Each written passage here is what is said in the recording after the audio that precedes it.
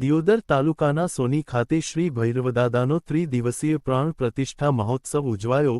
દિયોદર તાલુકાના સોની ખાતે આસો સુદ 12ને શનિવારથી 14ને રવિવાર સુધી શ્રી ભૈરવદાદાનો ત્રિદિવસીય પ્રાણ પ્રતિષ્ઠા મહોત્સવની ભવ્ય ઉજવણી કરાઈ, જેમાં પ્રથમ દિવસે સવારે 8:15 કલાકે યજ્ઞ પ્રારંભ, 9 કલાકે શોભાયાત્રા, બપોરે 3 વાગ્યા કલાકે મહાઅભિષેક, સાંજે 5 વાગ્યા કલાકે સાયં પૂજા આરતી, બીજા દિવસે સવારે 8 વાગ્યા કલાકે પ્રતપૂજન, 9 કલાકે વાસ્તુપૂજન, બપોરે 12:39 કલાકે પ્રાણ પ્રતિષ્ઠા, સાંજે 5 વાગ્યા કલાકે યજ્ઞ પૂર્ણાહુતિ, તૃતીય દિવસે સવારે સૂર્યદેવની સાક્ષીએ તેલ ફૂલ ચડાવેલ।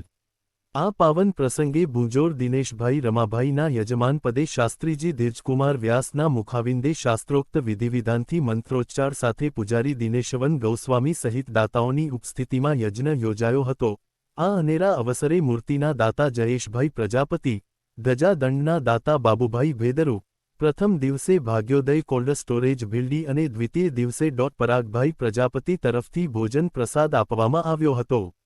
પ્રજાપતિ જયેશભાઈ પરાગભાઈ દ્વારા રાત્રે ડાકના તાલે રમેલ જાતરનું ભવ્ય આયોજન કરવામાં આવેલ। અમરત રાવળના ડાકના તાલે રાણી ભાટિયાણી અને શેનલ સાઉન્ડના સથવારે કાળ ભૈરવ દાદાના ભુવાજી ભાવેશભાઈ ચૌધરી, સંજય નાણી, ભરતાલ, રાજાભાઈ પ્રજાપતિ સહિત દરેક ભુવાઓએ આખી રાત્ર રમેલની રમઝટ બોલાવેલ। સવારે શુભ ચોકડીએ સૂર્યદેવની સાક્ષીએ તેલ ફૂલ ચડાવેલ।